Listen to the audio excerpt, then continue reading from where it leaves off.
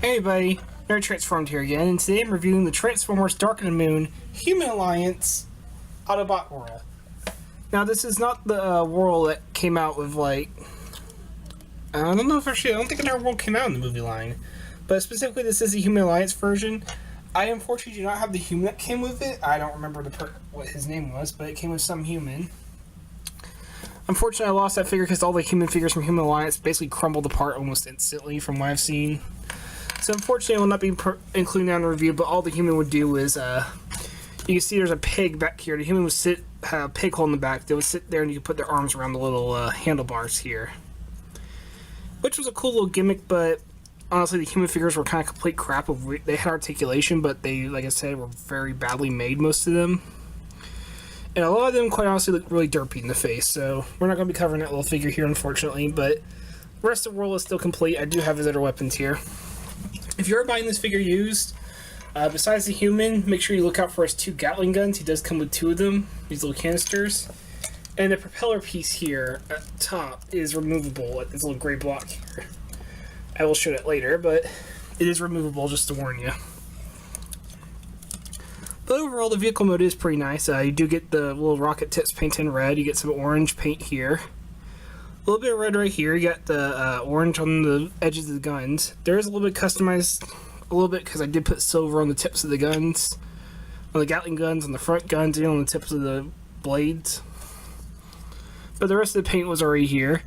The front panel is done in silver. I don't know how a human could see out of this. I guess they could have painted this as a window where you could look out the side, but really not sure how a human's supposed to fly this thing when they're supposed to be sitting right back right here. Maybe through this little hole here. That's a pig hole. But he does have a lot of weaponry already built in. He has little guns there on the hinge here. Has little guns on, little missile launchers on the hinge right here. Pretty standard stuff. You do get a little propeller in the back that spins. And you do get the top propeller does spin as well, pretty nicely. No gimmicks with it, but it does spin. My problem with this vehicle mode is nothing really locks together as what would be the bottom of the propellers, and these are form the legs later in robot mode. They don't peg into the sides or anything. Nothing up here really pegs together. It's all kind of just floppy. Not too bad, but it's hard to get it into a position that looks good. You can kind of get like that, and it will scrape the ground sometimes. But the detailing on it is pretty nice. Also, the back part here doesn't really...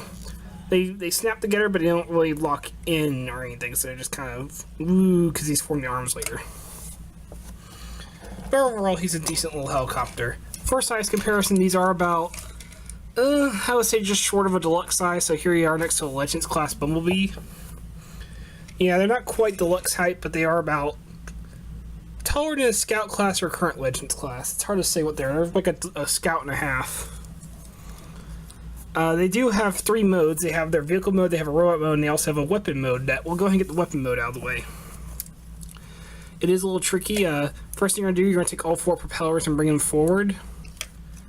And oh yeah, this is also when we had the clip system. If you want to attach the Gatling guns, you can attach them to the bottom of the rockets here. So, you know, the early generation, the generations time when like Warpath came out and all that, the clip systems include here. So if you're interested in that, a lot of Human Alliance figures had clip weapons.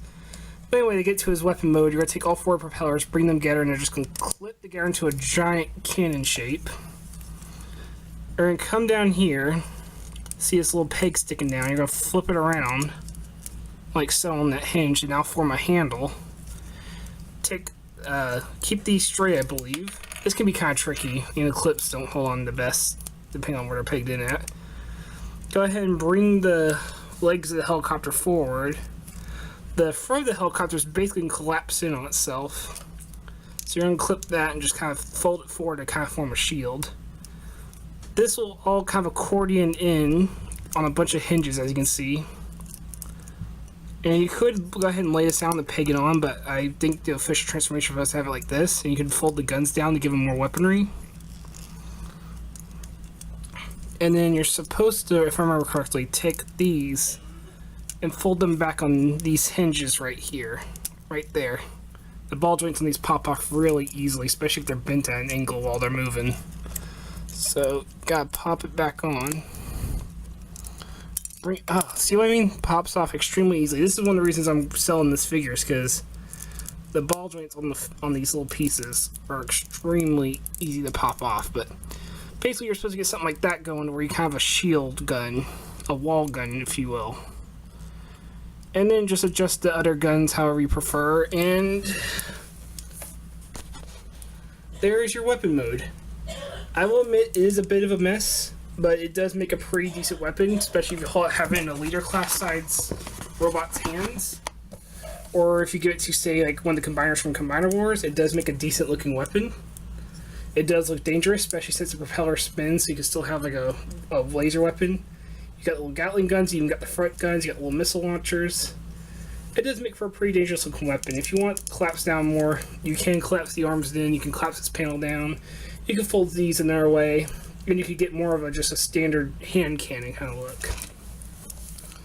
So, it's a pretty nice weapon, especially when you have like an Autobot symbol right there, so if you hold it like upside down, Autobot symbol is glaring as you're shooting away. So it's a decent little cannon mode. To get him in his robot mode, it's pretty easy. Gonna go ahead and flip this handle back in. It's gonna be kind of hard because these little feet can get in the way of that, but gonna flip that back in.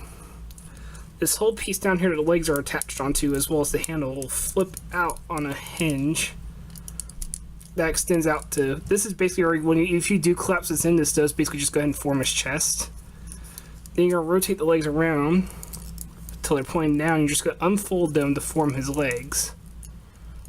As you can see, unfold the hinges like so, and you're going to form his legs. And you do have the. I'm going to go ahead and pop off these Gatling guns because you can take the missiles, fold them around to the back, so that way they're not just sticking out. Take these pieces, fold them up, split down the middle, bring him out. That'll form his arms. Bring him down these hinges and rotate them forward. Lastly, you're going to take this propeller piece or the top part of the helicopter. Go ahead and unfold it back into how it was before. And I'll give him his backpack. Lastly, grab the head, turn it around, and there you have Whirl in his robot mode. So now that we have Autobot Whirl in his robot mode, we can get a better look at him. Most of the detail is still from the vehicle, but it is pretty nice. The chest does, despite it being a bunch of parts that just collapse in on each other from the front, it does look pretty nice. It does give him some guns that he can shoot from the front. And it does give him a very nice armored look, even though it's kind of like an armored belly. And he is somewhat skeletal. Oh, I forgot one thing. There's a hinge right here, flip down to form a crotch plate, which does make it look more like a robot, so it does help a little bit. The propeller does still spin, so you could have him kind of go like this, or you could also use the hinge to kind of make it look like he's flying by his propeller, which could be good if you can get him on a stand. He does have a lot of nice detail in the face.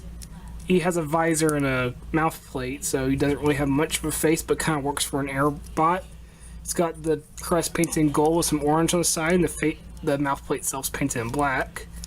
In robot, of course, in vehicle mode, you had the spotlight, which is clear plastic. You can try to use that to get some light piping going, but let's see if I can get this going.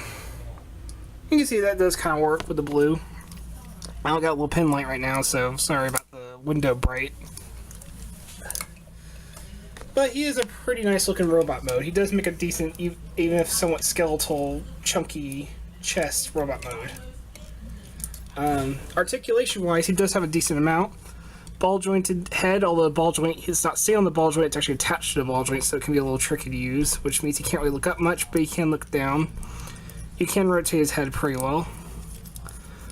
There is a hinge at the shoulder, an outward hinge, so he's got universal movement, as well as some back movement here. Swivel here, hinge for the elbow, and there is the hand molded in there, so you do get a nice looking hand. You don't really get a waist swivel. The crotch plate swivels ironically, but not the waist itself. But you do get ball jointed hips, and there is a cut in here to allow the ball joint go outward, which is pretty nice. You do get a swivel above the knee, and a really good knee joint to the transformation. You do get a double knee. And the little ski pieces that form his feet are on a hinge as well as a ball joint. So you can actually get outward movement as well as forward movement, so he does have a lot of posability, even without the waist swivel. So you can actually have his legs spread out pretty wide, especially with how long his feet are. And if you don't like the long feet, you can swivel them around to form heels instead. if that's your preference.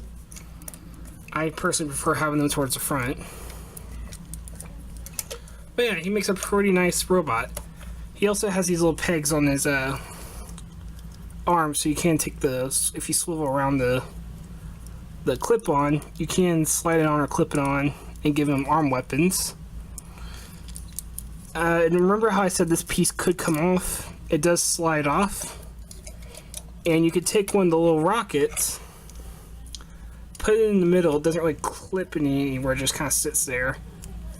And kind of form it around